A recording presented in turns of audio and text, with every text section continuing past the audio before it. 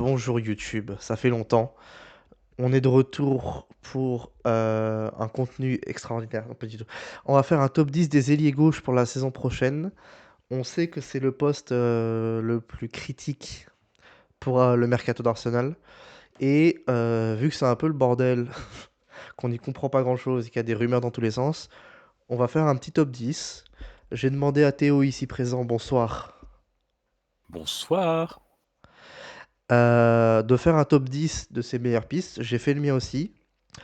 On va faire un du coup, j'ai composé un top 10 mixte de nous 2 Mhm.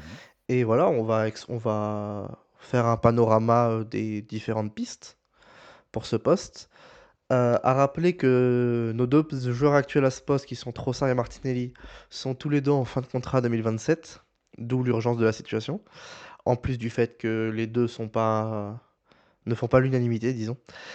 Heu, à sa et du coup, pour l'instant, on sait pas lequel des 2 ou si les 2 partiront.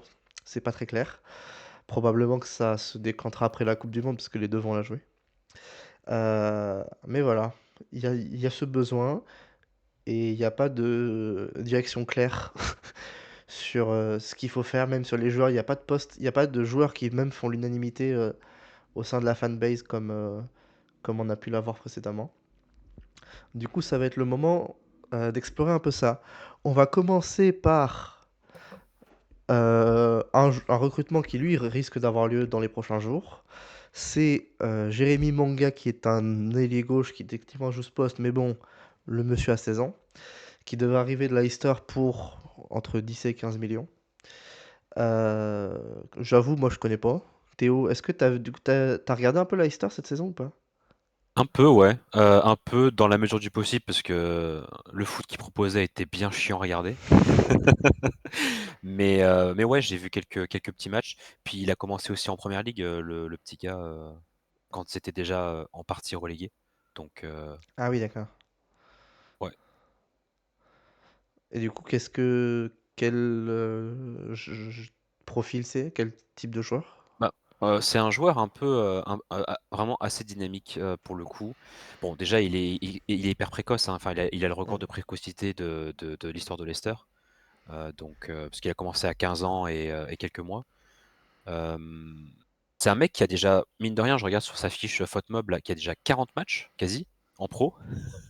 Bon, ça aide d'être dans la rotation à Leicester, mais effectivement, il est dans la rotation, il a que 16 ans. Devant lui, c'était Mavididi, qui était, le prédisposé au poste, qui d'ailleurs fait une saison assez compliquée. Mais, c'est dans le style de joueur, c'est un petit peu ce qu'on peut rapprocher de Nico Williams ou de Max Doman de l'autre côté. C'est-à-dire des joueurs qui sont très percutants, très dynamiques, qui, en fait, se posent pas de questions sur le dribble, avancent, ils vont, cherchent toujours le déséquilibre, au moment où le joueur adverse, ne sait plus sur quel pied danser, et c'est là où ils font la différence. Et c'est ça qui est plutôt intéressant, je trouve, de qu'on s'intéresse à des purs dribbleurs qui amènent tout de suite au déséquilibre et qui cherchent tout de suite à faire mal, à chercher l'espace. Ce qui fait que du coup, ça nous fait, deux joueurs quasiment pareils entre Monga et Doman. Hem, en sachant que Monga peut aussi jouer à droite, donc ça fait une bonne doublure aussi, Ouais, pour le futur. ouais, bah, en vrai, c'est très cool que le club, maintenant qu'il est en position de force dans le marché national, disons, aille chercher ces cracks-là des divisions inférieures pour les résultats de l'académie et même pour comment dire, préparer l'avenir sereinement. C'est une très bonne idée.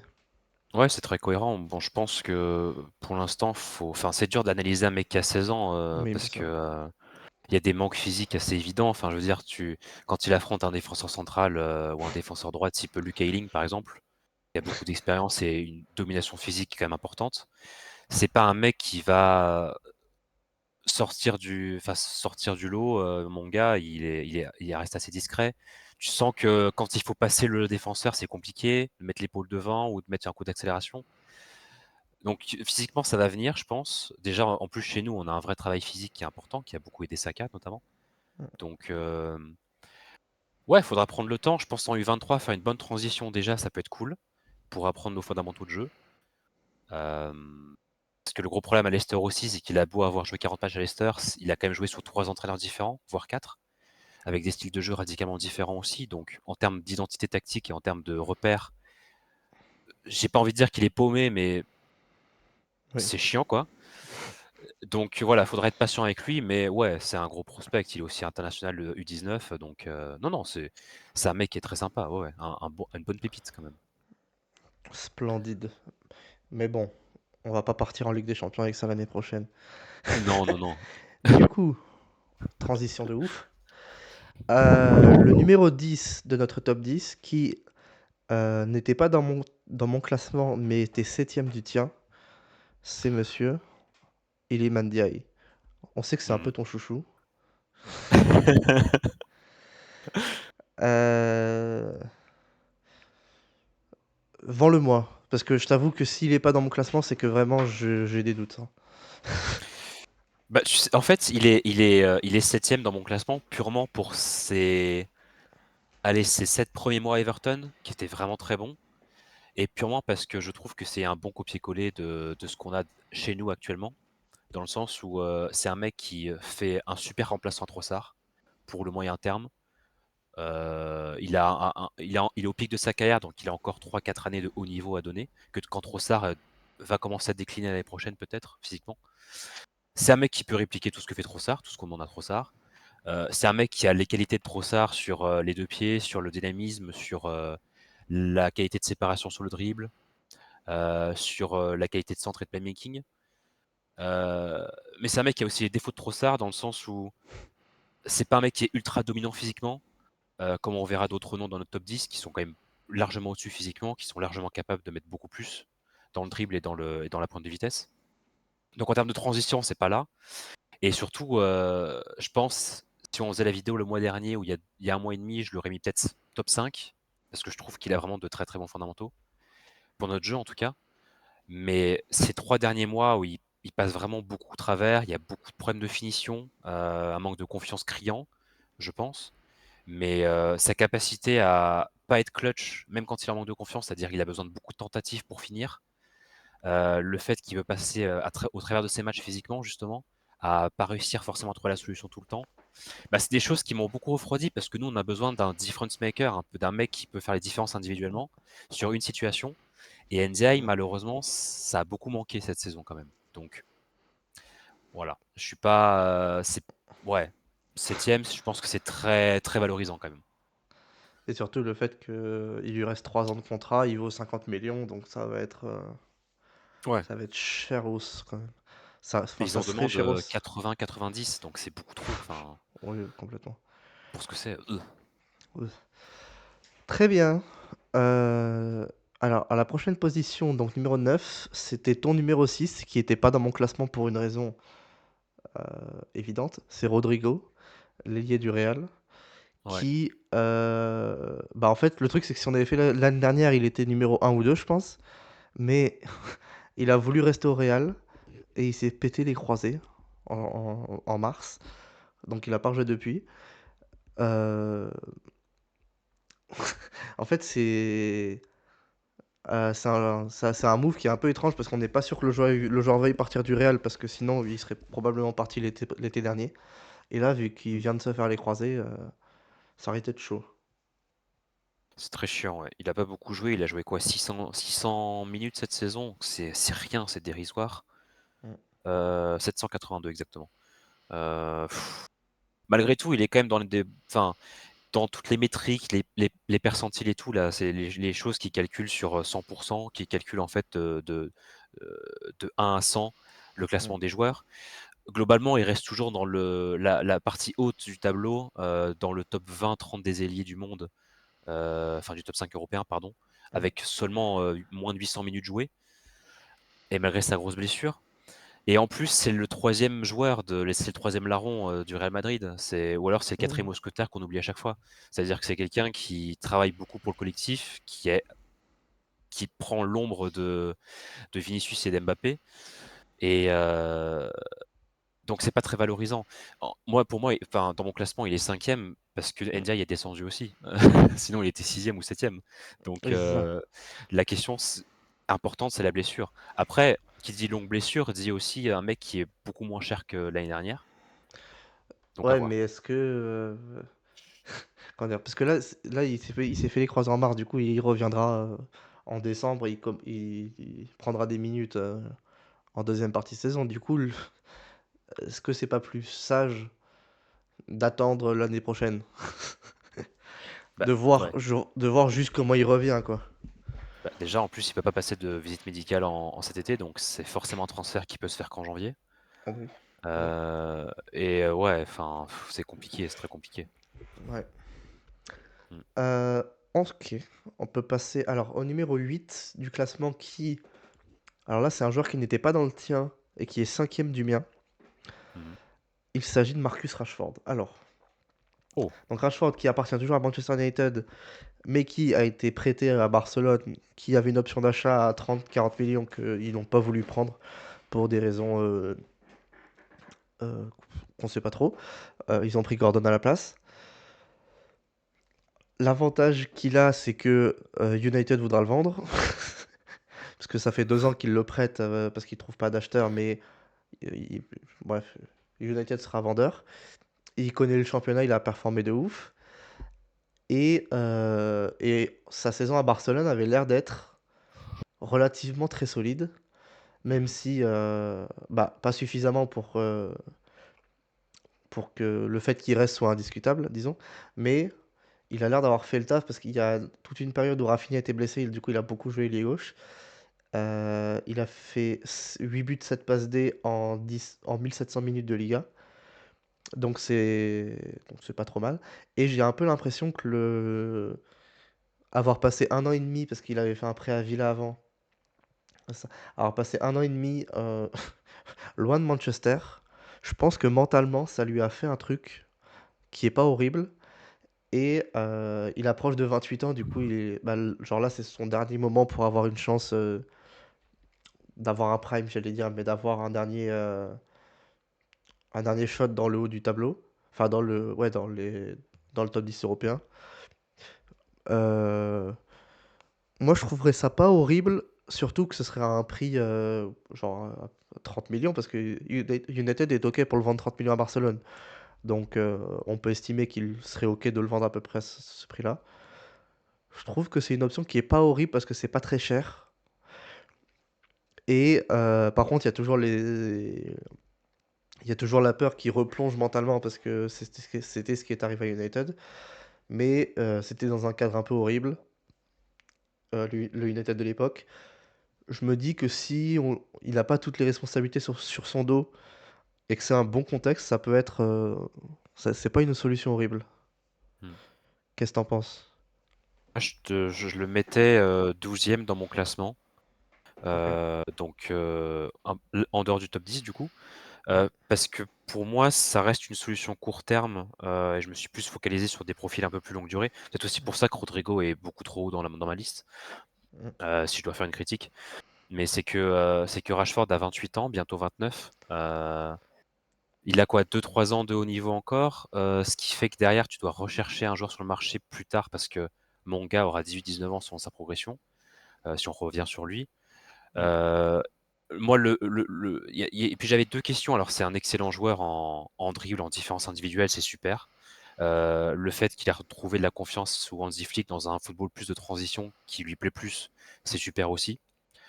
Tout en gardant un peu des facultés de passe et de centre qui sont vraiment super. Moi, je me rappelle juste de 2 trucs, c'est que c'est pas un gros contributeur défensif, mais ça reste plus que certains, dont on pourrait parler, Mbappé, Leao par exemple. Ouais. Et la deuxième question que je me pose, c'est que dans un rôle de pure playmaker comme on l'avait vu sous, Ten Hag, c'est là où il a plongé, Oui. mentalement. Alors il y aura un meilleur environnement familial à Arsenal, un meilleur environnement médiatique aussi qu'à Manchester United, parce que Manchester United ne protège pas très bien ses joueurs médiatiquement. Mais je me dis, c'est 2 trucs qui font qu'il est en dessous d'autres joueurs pour moi, même des profils plus football manager, mais ça reste une opportunité. Si jamais il y a rien, c'est un très bon plan B, je pense. Ouais, je suis d'accord. Je suis d'accord, je suis d'accord. OK, alors, le suivant du coup qui va être septième de notre classement, il était quatrième chez moi, neuvième chez toi, Ah oui, c'est Mika Götze. ouais. Alors, j'avoue que quatrième c'est peut-être un peu. c'est peut-être un peu haut vu les comment dire? Les certitudes qu'on a sur le joueur. Parce que c'est un joueur qui a 2 saisons d'Eredivisie dans les pattes. Hem, mais alors j'avoue que je vais pas faire l'expert qui a regardé 50 matchs, mais il fait, 17 buts, 12 passes D dans un Ajax qui était à chier cette saison, Mmh, donc c'est pas si mal. Heu, Bah, en fait, pour moi, ce serait un profil qui serait un peu complémentaire à Rashford dans le sens où tu prends un jeune crack et un mec un peu confirmé pour la rotation, comme on avait avec Trossard et Martinelli au final. ouais, Heu, En fait, je me dis que c'est le moins cher des cracks du marché. ouais. Il a l'air d'avoir un super potentiel, il a l'air d'après les deux trois retours que j'avais vus sur les mecs de l'Ajax, ça a l'air d'être comment dire? Un mec un peu fiable et le fait qu'il ait réussi à performer dans un Ajax à chier, ça me donne un peu confiance. Mmh. Ouais, ouais, ouais, j'ai beaucoup aimé aussi le joueur cette saison. C'est là où en fait il a attiré tous les regards, hein, finalement. Ouais, En fait, il a un peu tout fait dans cet Ajax. La finition est clinique. Les choix de jeu en termes de passes sont très bons. Hem, c'est un profil qu'on anticipe très complet. Moi, j'avais discuté avec lui, j'avais discuté à propos de lui avec, Talon à la loupe sur Twitter, enfin ah oui. @footballscout, qui est fan d'Arsenal et qui parlait beaucoup de Götze. Et moi, je me disais, j'ai des doutes quand même sur le fait que c'est quelqu'un qui passe un palier tout de suite à 20 ans, parce qu'il a que 20 ans. Mmh. Dans le sens où la Première Ligue, c'est quand même un step physique de ouf Oui, et où je le voyais pas forcément être dominant physiquement, à mettre de gros axels ou de gros coups de rein et à forcément passer l'épaule tout le temps. J'ai l'impression que quand un défenseur se met au contact, Götze s'est mis en difficulté vraiment souvent. Et ça, la Première Ligue joue vraiment sur le contact et joue vraiment sur la pression sur le dribbleur. Donc, il y a juste ça, moi, qui me gêne un petit peu. Je me dis qu'à 20 ans, c'est peut-être encore un peu trop tôt, ou alors qu'il faut le considérer comme une option de rotation. oui, Comme tu dis, un complément ouais, Rashford, quoi. ouais. Mais sinon, on va dire que s'il va dans un club en PL, genre Brighton ou Brentford, Mmh. un excellent step pour lui. Et Ouais. après, il ira dans un top club de PL, c'est sûr et certain. Oui, Voilà. c'est sûr. Mais C'est pour ça que je le mets 9e, moi. Il oui, faut oui, je passer vois. ce palier encore, tu vois. Mais du coup, ça fait qu'au lieu de le payer 30 ou 40 millions cet été, tu le payeras 80 dans 3 ans, quoi. Voilà. Et puis c'est aussi ce que j'ai envie qu'on fasse cette saison, peu importe le poste, c'est qu'on essaye de couper un peu cette filière PL ou qu'on court-circuite un petit peu, qu'on court-circuite, pardon, le passage Mmh. intermédiaire, parce que les joueurs double ou triple de valeur, c'est comme Matheus Fernandes. Oui, c'est Si on ça. l'avait pris la saison dernière, alors qu'il a le même niveau, enfin pour moi en tout cas, Oui, on se serait évité de payer 90 millions d'euros, quoi. oui, c'est ça. Mais c'est juste que, ça permet de vérifier enfin, comment dire? D'avoir la preuve que le joueur tient dans le championnat, quoi. Donc c'est pas Voilà, c'est ça. Ça. Le truc, c'est que tu peux te permettre de faire ça pour Mathéus parce que tu as Rice et tu as Zubimendi et Odegaard. Pour mmh, Götze, où on cherche un ailier gauche titulaire, c'est plus compliqué. Il y a un plus gros facteur risque à prendre en compte, quoi. ouais, c'est ça. Mais c'est un super joueur, enfin vraiment, Oui ouais. et moi, je tiens à ce que l'amitié entre Arsenal et l'Ajax perdure, Ouais, de ouf. personnellement. Tu vois, il y a des filières à entretenir, il y a des liens d'amitié et celui-là en fait partie. Numéro 6. Alors numéro 6, c'est un joueur qui est cinquième de ton classement, septième du mien et c'est Ah ouais. un joueur qu'on voit souvent. C'est Nico Mmh. Williams, joueur de l'Athletic Bilbao évidemment, qui va être logiquement titulaire avec l'Espagne, à la coupe du monde. On en avait beaucoup parlé l'année dernière et ça s'était pas fait parce que ou l'année dernière ou il y a 2 ans, et ça s'était pas fait parce qu'il avait choisi de prolonger. Il a aussi failli partir à Barcelone l'été dernier. Mmh. Heu, alors il y a 2 problèmes avec Nico Williams, parce Oui. que le joueur est en fait le joueur est extraordinaire, mais il y a 2 soucis. Le premier c'est, est-ce qu'il veut quitter l'Athletic Bilbao? Enfin l'Athletic Mmh. Club et la deuxième c'est que, il a l'air d'avoir des soucis physiques, depuis 2 ans, enfin depuis l'Euro quoi. Ouais. Ouais, c'est très compliqué. C'est la raison pour laquelle, sur mon classement, il est seulement 5e et Mmh. c'est déjà très bien qu'il soit 5e. Il y a vraiment Oui, la c'est la ça. contradiction. C'est-à-dire Mmh. que le problème, c'est qu'apparemment, il a subi une pubalgie quasiment toute la saison, un peu comme Yamal quoi ou Palmer, Mmh. qui l'a beaucoup limité physiquement, qui a fait qu'il a dû subir plus de rotation que prévu, moins de temps de jeu.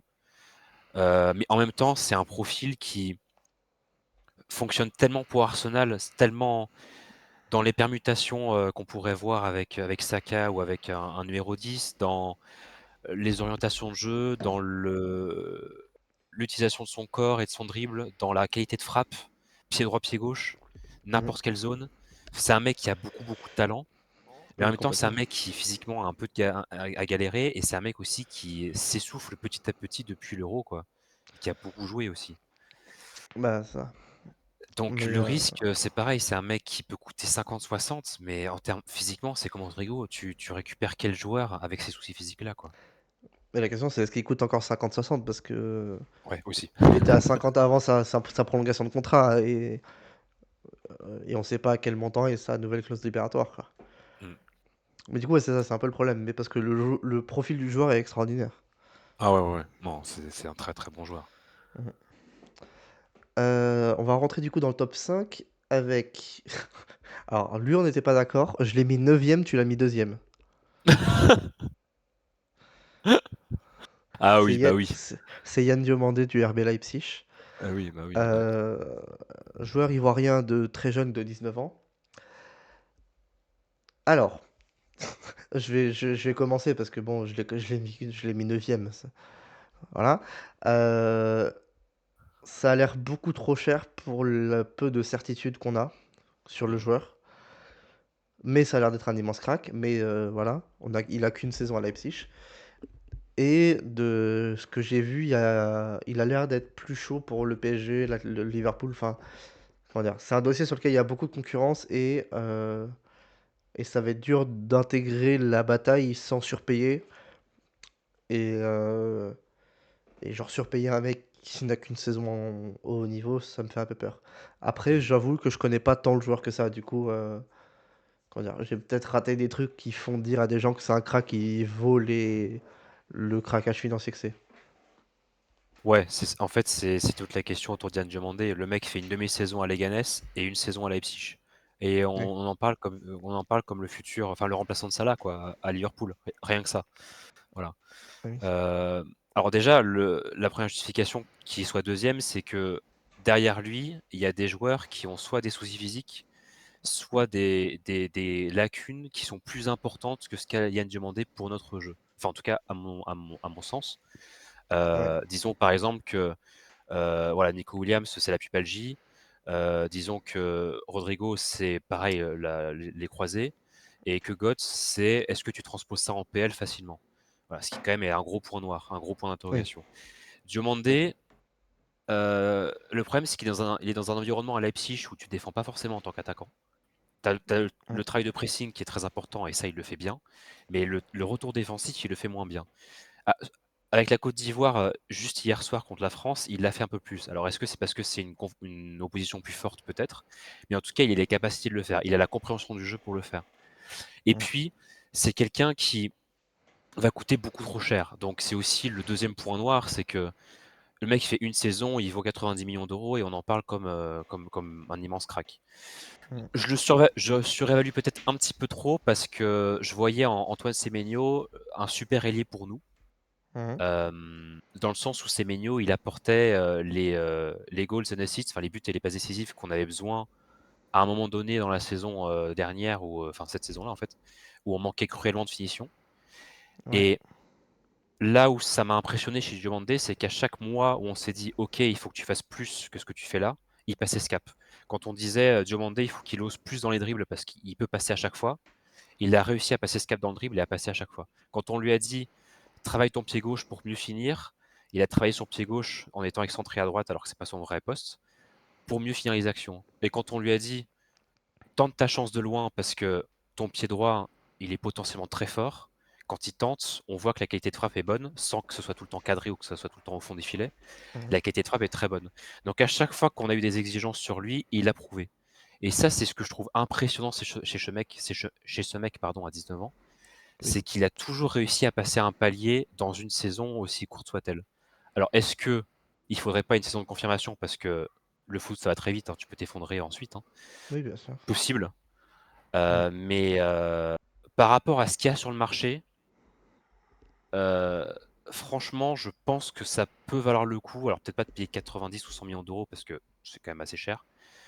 Mais payer un 70 ou 80 millions d'euros pour un mec comme ça, franchement, pourquoi pas? Enfin, en tout cas, je peux signer. Ouais, ouais. OK, ça roule. Moi, j'avoue que c'est, comment dire? Biaisé par la non-connaissance. OK, prochain joueur. Alors, il est quatrième de ton classement, sixième du mien et Ouais. c'est comment dire? La piste la plus qui semble la plus tout droit, c'est Barcola. Alors, en fait, Barcola, heu, je sais pas. Le Mmh. jeu en fait, ça a l'air d'être la meilleure option de ce qu'il y a, parce qu'il y a pas de souci physique, mais je suis pas sûr de la qualité du mec. En fait, le fait qu'il soit sorti du 11 du PSG depuis 2 ans pour les gros matchs, au profit de Doué et Kvara, ça me donne pas un bon feeling sur le mec. Mmh. C'est vrai que c'est pas enfin, alors il met quand même 12 buts cette saison, ce qui est, vachement bien pour une doublure, mais il y a Bah, des après, moments où tu te dis, «Il faut qu'il fasse plus que ça». oui, c'est ça. Et sur Heu, et surtout, il a autant marqué en Ligue 1 parce que Kvara et Doué jouaient pas trop la Ligue 1 et Dembélé a fait saison blanche en Ligue 1 quasiment. ça, il a fait, Dembélé, il a fait quoi? Il a joué 4 mois? 5 mois? Ouais, c'est ça, Dembélé, il a pas trop joué en Ouais, Ligue 1 et Kvara et Doué étaient au repos dès qu'il y avait un match de Champions. ouais. Mais il a Alors jamais réussi à bousculer le trio de tête pour, être titulaire, quoi. ça, c'est ça. Moi, je trouve qu'en Ligue 1, ça reste très bon, mais parce que c'est Oui, c'est un ça. c'est un bouffeur d'espace. Le mec, dès qu'il y a un espace, il y va Ah oui, et non, il ça c'est fait dingue. il fait mal tout de suite. Ça, c'est Oui, complètement complètement. dingue. Mmh. Le mec sur Gradient, FC qui est un super, site de référence de stats pour le basket et Mmh. tout, je crois. Ils ont fait un truc pour le foot et Barcola, il le classe 7e des dribbleurs, sur, 170 attaquants, quoi. Ah oui, non, mais Donc ça le ça ça, mec j'en doute pas. est très, très bon. Le Mmh. souci, c'est que ce qui va avec le côté bouffeur d'espace, c'est que le revers de la médaille, c'est que je trouve qu'il a encore la touche un peu longue, un peu imprécise, comme à Lyon. Mmh. C'est-à-dire qu'il a tendance à dribbler avec 2 mètres d'espace entre son pied et le ballon et qu'il y a un peu plus d'imprécision sur la surface du pied et sur l'utilisation du ballon quand il doit faire des dribbles dans les petits espaces ou faire des changements de direction soudains. Et je trouve Mmh. que sous pression ou dans des espaces plus réduits, Barcola, il a beaucoup de mal. Et ça, pour la première ligue, c'est pareil. C'est des choses, quand tu fais des transitions, c'est très bien. Mais quand tu es dans des attaques placées ou comme à Arsenal, tu dois être dans la concentration pour faire mal. Surtout que Barcola adore la zone, être entrée de surface comme ça et à frapper. Mmh. C'est là, c'est plus gênant. Et je trouve que c'est ni encore un joueur de première ligue sur cet aspect-là. Et le problème, c'est qu'il a pas la technicité pour l'instant, ce qui est un peu alarmant. Mais il a que 23 ans après. Et aussi, c'est pas un big game player. C'est pas quelqu'un qui va te, un peu comme Gyökeres où il marque, il peut marquer, c'est sûr, mais est-ce qu'il est capable d'être le seul mec qui marque ou le seul mec qui te débloque une situation? Pas toujours. Souvent, quand il a la pression de donner les résultats pour son équipe, il a des Mmh. face-à-face ou des situations qu'il rate facilement. Contre Arsenal en finale, c'était Oui, ça. c'est bah, oui, Il c'est a ça. l'occasion 3 fois de sceller le match, parce que nous, on est Mmh. dans le dur. Oui, La première fois, clairement. il fait une touche trop longue, c'est Raya qui sort. La deuxième fois, il fait une touche maladroite où il s'excentre, il tire petit filet. Et la troisième fois, je sais plus, il y a un tir non cadré assez loin Mmh. des cages. Donc voilà, pour moi, il est que cinquième parce que il manque de justesse pour être ce joueur élite qu'on attend à Arsenal. Voilà. Oui, C'est écoute, peut-être un peu trop exigeant, mais voilà, c'est non, limite quoi. en fait, j'ai un peu l'impression de de revoir Martinelli. Ouais, c'est un peu ça. Ouais. Mais du coup, ouais, je suis pas convaincu de ouf que ça vaille le coup de payer aussi cher, quoi. Mm. Ouais. Ouais, je suis d'accord. Sachant que le En PSG veut pas trop le vendre non plus. Enfin, je Bah, veux c'est dire, ça, ils parce sont que contents pour de eux, le garder quoi. c'est un super quatrième attaquant, quoi.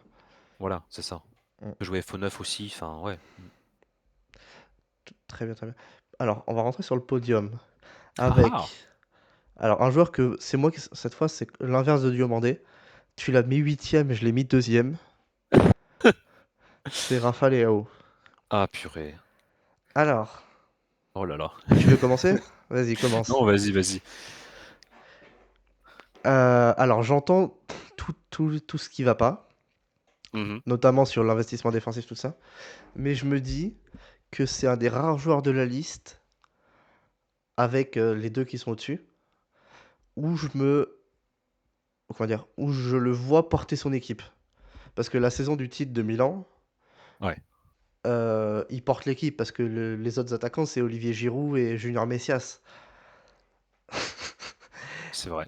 C'est un mec qui peut porter une équipe, c'est un mec qui est autosuffisant. Il y a plein de highlights où où il gère les transitions tout seul, heu, où il démonte des blocs tout seul. C'est, comment dire? C'est avec les 2 autres qui sont au-dessus, c'est le seul pour l'instant où j'ai très confiance sur le fait qu'ils sont autosuffisants et qu'ils puissent, porter l'équipe. C'est un truc que Trossard a, mais pas très souvent, et c'est un truc que Martinelli a assez peu. Le fait d'être vraiment indépendant, enfin, de pouvoir prendre son indépendance du collectif, et ça, c'est quand même très fort. Mmh. Surtout que, je me dis que là, il est dans un creux, enfin, comment dire? Les 2 dernières saisons sont pas ouf, et du coup, son prix a baissé de zinzin, et alors qu'il a que 26 ans, et ce qui fait qu'il a encore, minimum 4 5 ans. Du coup, c'est très bien pour le comment dire? Comme investissement. Et autant j'étais pas très chaud du tout à le prendre pour, 70 millions, mais si maintenant que ça peut se négocier en dessous de 50, ça m'en fait un choix qui me paraît assez safe, Ouais. même si, ben, on sait qu'il y a un souci de travail défensif, mais le truc c'est qu'on a, contrairement à d'autres, on n'a pas de, comment dire? On n'a pas le moment où on voit qu'on lui demande de travailler défensivement et qu'il le fait pas, tu vois? C'est plus, on l'a un peu exempté de ce travail-là. Du coup, à Ouais, voir. ouais, ouais, ouais. Moi, c'est le joueur, je pense, qui me rend le plus schizophrène, du marché. Parce qu'il peut y avoir un matin, je me réveille, je le mets 4e de ma liste et un matin, je le mets 10e. Oui, je C'est vois. très compliqué parce que, moi je suis d'accord avec tout ce que tu as dit, donc je vais pas, beaucoup revenir là-dessus. Mmh, C'est vrai que le mec, il joue comme un big game player. Il joue mmh. comme un mec qui a dribblé dans les favelas et les city stades de Belo Horizonte toute sa vie. C'est un des rares sur le marché qui, avec Vinicius et Kvara, a un dribble naturel de zinzin et une supériorité physique arrêtée Oui, qui est complètement dingue. Il met des coups de rein, ah oui, mais ça c'est c'est vrai. n'importe quoi. Et pourtant, on parle de l'Italie où il y a une science défensive importante, où il y a beaucoup de défense à 5. Mmh, Il arrive toujours à faire des différences. Le problème que j'ai, c'est que, en fait, je me pose la question à 26-27 ans, il a été mis sur un piédestal, à Milan, ça a été le big game player de Milan. mmh. Le problème, c'est qu'en étant dans ce statut-là, chaque saison depuis 3 ans, il décline beaucoup en termes de stats et en termes de contribution dans le jeu. De plus en plus, on voit un Leao moins présent. Bon, cette saison, le problème, c'est qu'Allegri l'a utilisé en neuf, Ouais. donc c'est pas du tout, là où on veut l'attendre. C'est pas du tout là où il est le meilleur, maintenant. Oui, clairement. Bah, en même Hem, temps, le 5-3-2 d'Allegri, bon, ouais, en plus, ça fait ouais, de la flemme, et quoi. c'est ça. Donc en plus, ça le dédouane encore plus de faire du travail défensif parce qu'il reste neuf et il reste là-bas, là, on envoie un long Oui, ballon c'est ça. sur lui et voilà. Donc ça, c'est le problème. Le problème, c'est qu'à 27 ans, il arrivera dans un collectif où il sera pas la star parce qu'il a beaucoup à prouver. Ouais. Justement à cause de cette étiquette de mec qui bosse pas assez sur le terrain, collectivement. Mmh. Et j'ai peur qu'il y ait un décalage entre sa représentation du foot et ce qu'il a accompli à Milan et ce qu'il doit encore accomplir alors qu'il est persuadé qu'il a déjà accompli beaucoup de choses. C'est ça Ah oui, qui je vois. me qui me dérange un petit peu. En fait, je sais pas où est-ce qu'il se place mentalement dans sa carrière et dans ses Ouais, je ses vois. accomplissements, par rapport à ce qu'il a encore à fournir. Parce que je pense que le jour où il capte que s'il défend bien, parce qu'il a le coffre physique, hein, pour défendre bien et pour faire beaucoup d'efforts collectifs, Mmh. le jour où il met ça dans son jeu, il passe de 40 millions à 150, 160. Ça M devient un super joueur. mais est-ce que le fait que cet été, il demande à partir alors qu'il lui reste 2 ans de contrat, c'est pas un peu un indicateur de la dalle qu'il a? J'espère. Parce Ouais. que en vrai, pourquoi il partirait? Parce que c'est la star de Milan, tu vois? Du coup, à part par ambition sportive, Ouais, je comment dire, on peut se dire qu'il veuille partir pour une ambition sportive, tu vois. ouais, j'espère. C'est la mentalité qu'a eu Gyökeres et c'est là où Oui, il c'est m'a fait ça. mentir et où j'ai eu faux sur lui. C'est que le mec s'est dit: «Je veux aller en première ligue parce que je me suis raté là-bas et j'ai envie d'y retourner pour prouver ma valeur». Oui, Et complètement. par tous les moyens, il a bossé pour changer son jeu et pour être un joueur qui pouvait fit un peu dans la culture Arsenal du foot. Je Oui, me dis c'est ça. si Leao arrive à faire ça aussi, bah, on a tout gagné. Bah, en fait, le truc, c'est que Leao, c'est un peu un pari, ce qui est un peu paradoxal pour un joueur de 26 ans, mais c'est un peu un pari. Mais déjà, si ça marche, bah, tu un crack mondial. Ouais. Et comment dire? C'est un pari qui me file un peu la flemme à 80 millions, mais à 50, je suis chaud. Ouais, ouais, c'est vrai. Sachant en plus qu'à 50, enfin, tu le revendras pas 50, tu le revendras peut-être 60, 70 parce que c'est la Oui, c'est première ça. ligue. Oui, Donc tu as c'est une logique de rentabilité qui est, propre à Bertha, qui est intéressante aussi. Andrea Bertha du coup, ouais, qui est intéressante aussi. tout à fait, tout à Donc fait. ouais. Médaille d'argent, super. Heu, un Ah! autre un autre crack de Serie A qui était mon numéro un et ton numéro 3, Mmh. c'est Kenan Yıldız de la Juve, qui a 21 ans, qui est déjà, le meilleur joueur de la Juve et top, 2 meilleurs top 2-3 meilleurs joueurs de Serie A.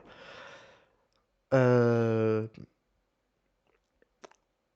je pense intrinsèquement, enfin, comment dire?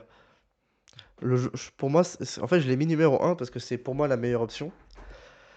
Le problème qu'il y a, le gros problème, c'est il a signé un nouveau contrat avec la Juve l'été dernier, qui laisse penser qu'il veuille s'installer dans la durée là-bas. Mais la Juve a réussi à ne pas choper la LDC cette année. Du coup, on se dit qu'il y a une ouverture Mmh. de notre point de vue extérieur, alors que peut-être que du point de vue de la Juve, c'est complètement fermé. Parce que le joueur a l'air d'être complètement dingue. Ouais. Après, Bah, c'est déjà, oui, vas-y. oui, enfin déjà il est ambidextre, Mmh, ce qui est super. C'est un mec qui je trouve aussi que c'est un mec qui combine le plus, ce qu'on a de Trossard et de Martinelli, combinés. C'est-à-dire que le mec, il peut être à la fois un bon playmaker et un bon créateur et un mmh, bon joueur de transition, avec une bonne frappe. mmh, Enfin, c'est un mec très complet, quoi. Donc, ouais, je en tout cas, si contractuellement, la situation se débloque pas là tout de suite, au 5 juin où on enregistre, oui. heu, il y a beaucoup de monde qui le surveille, ça c'est sûr et certain. Oui, c'est sûr. Et comme Leao, il a un peu ce côté giga star. Mmh. Que tu regardes l'ampleur qu'il a pris à la Juve en 2 ans, c'est un peu dingue, hein. Du coup, il y a quand même une aura. Le joueur Ouais, a la classe. Le joueur est prend de la place et tout. Déjà, le c'est fait qu'ils ça. doivent porter sa sélection à la coupe du monde déjà à 21 ans, Ça va être hyper intéressant à voir aussi ça. oui. Ouais, Comme ce qu'il Diomandé arrive avec la Côte d'Ivoire. Ouais, ouais, tout à fait. Mais ouais, voilà, là, le problème, c'est plus est-ce qu'il veut partir, quoi? c'est ça. C'est plus ça, je dis. Il y a aussi un autre problème, c'est apparemment selon les supporters de la Juve, il y a une blessure au genou qui traîne depuis février. Ah, Il a beaucoup forcé dessus pour, tenir le rang et aider le club à aller en LDC mmh. et la question c'est quel est son état physique? Alors je pense que c'est pas si grave que ça parce qu'il va quand même à la coupe du monde, Oui, tout à fait. en termes de visite médicale et tout avec la sélection, ça s'est bien passé. Mais Mmh. voilà, avec en plus, la qualité des terrains qui s'annonce aux Ouais. États-Unis, voilà, faudra surveiller ça quand même parce que si la blessure traîne, ça risque de fermer des portes, cet été pour le mercato. Et Mmh. c'est le seul truc, moi, c'est ce qui me fait le mettre derrière Diomandé dans mon classement, c'est que le problème, c'est la blessure qui traîne, quoi. Il y a un vrai gros doute là-dessus, quoi. Ouais, je vois. Parce que le genou, si ça pète, tu as pour 6 mois, quoi, 6-8 mois. Et là, tu te retrouves avec Trossard toute la saison ou Martinelli, selon qui reste. Mmh. Et ça c'est comme si on avait recruté personne. Donc faut qu'on soit attentif là-dessus, ouais. Ouais, je vois, je vois. Mmh. OK, bah, on va pouvoir rentrer au numéro un. Le suspense Numéro est 1. dingue. Du coup, tu l'avais mis numéro un, moi il était troisième. OK. C'est Vini Junior. Ah bah, eh oui. Alors, en fait, je l'ai mis que troisième en dessous de Yildiz et Léo, juste parce que enfin pour 2 trucs. C'est que, bah, déjà on sait pas s'il veut partir. Ouais, et et l'autre truc, c'est que financièrement, c'est très cher. c'est un move qui est extraordinairement, cher. Même s'ils disent: «C'est le meilleur joueur de Serie A», bon, en termes de prétention salariale, c'est pas la même maillot, quoi. Heu, mais par contre, si tu prends Vini et que ça marche, bah, déjà le fait de prendre Vini, c'est, comment dire? En termes d'imposer ton style et ta place dans le football mondial, bah, c'est le Ouais, plus gros move que le club a jamais fait, en vrai. Parce que même Rice, c'était un move intra-PL que du coup les autres, comment dire? L'Europe s'en foutait un peu, quoi. C'est en mode: «OK, il y a un joueur de West Ham qui va à Arsenal, super». Alors que là, tu prends un mec qui a fait 2e ballon d'or, quoi. ouais. Tu prends un mec qui a fait gagner des Ligues des Champions au Real. Du coup, ça, c'est complètement dingue et si ça marche, bah, tu as le meilleur joueur du monde. Ça. On dit que c'est la pire saison de Vinicius depuis soit sa première saison sous Ancelotti, soit avant Ancelotti, quand il arrive jeune au Real et Ouais, qu'il ouais, tout à a un fait. peu du père sur le terrain Mmh. et il faut qu'il se trouve une identité de jeu et tout. Et Mmh. le mec, aligne quand même, 16 buts et 5 assists dans un Real morose Ah oui, dans et un Real où, à chier, hein. voilà et où on se dit, Vinicius est passé à côté de sa saison. Donc si tu Oui, passes à côté de tes saisons en faisant 21 GA comme Gyökeres, ça va. oui, c'est ça. C'est déjà la première chose. Et puis dans les pour, il y a quasiment tout, en termes de jeu. Oui, c'est C'est-à-dire ça. qu'en dribble, c'est un super joueur, en termes de finition, c'est un super joueur, qui a beaucoup sous-performé cette saison, mais qui vraiment est très bon. Le seul point négatif que j'ai d'un point de vue jeu, c'est le fait qu'il soit très individualiste. Donc à quel point est-ce que tu fais intégrer Vinicius dans un collectif comme Arsenal? Ou est-ce que tu lui donnes des clés du camion et tu lui dis: «Jouez pour lui»? Ça, faut voir. Mais Mmh. dans les 2 cas, je pense que dans le premier cas, jouer pour lui, ça lui va parfaitement bien parce qu'il c'est ce qu'il fait au Real Madrid et c'est ce qu'il a besoin de faire au Real depuis qu'Mbappé est arrivé Mmh. et que Bellingham voulait prendre de la place aussi.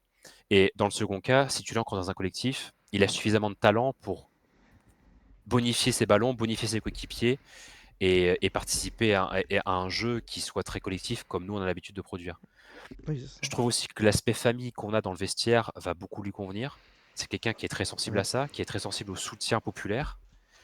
Oui. Donc il va tout trouver à Arsenal qui lui permettent d'aller très loin, heu et il peut devenir le porte-étendard d'un club qui a besoin de ça, mais d'un leader positif, d'un leader technique positif, d'une tête d'affiche positive. Pas un mec, que tu prends à tout prix comme étant une star et qui peut t'amener des controverses, dans les relations vestiaires. Je pense à Mbappé, par exemple.